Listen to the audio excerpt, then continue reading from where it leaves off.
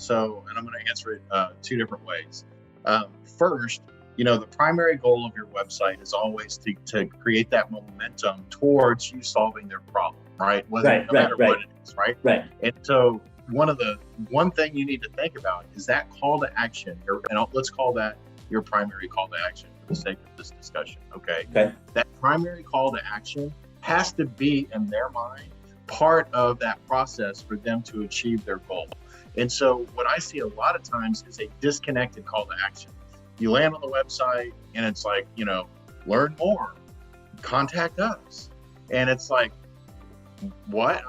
I have no idea what that means. Why? Right. Exactly. So what we recommend to clients is what we call a 3-step plan.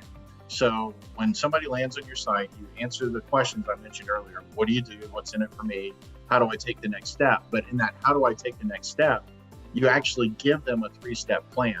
And this is clearly communicated on your website, where step 1 is your primary call to action. Hey, schedule a discovery meeting, get a demo, whatever that first step is.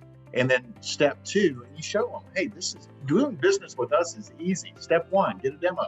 Step 2 is whatever you're going to do to solve the problem. So in our case, it's going to be, we'll build a digital marketing plan together. And then step 3 is what life will be like once they've solved their problem with you. And so now you've given them a momentum, you created momentum. They're like, oh, okay, I'm on this website. I now know what they do, and I know how they solve my problem.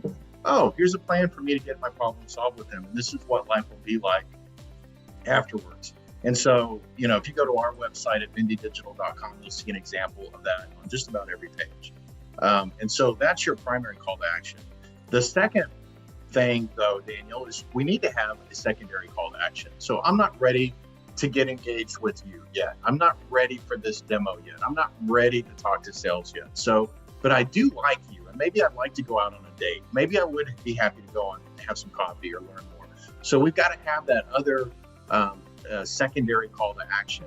There is a lot of debate right now in the digital marketing world about whether you gave guides and things like that, or force people to opt in to get those things. And the key point is that you do need to have some kind of a resource that's available to buyers that aren't ready to talk to your sales rep or take the next step, whether that's a tool, a calculator, guide, something like that people can opt in for. And it just needs to be strategically placed on your website.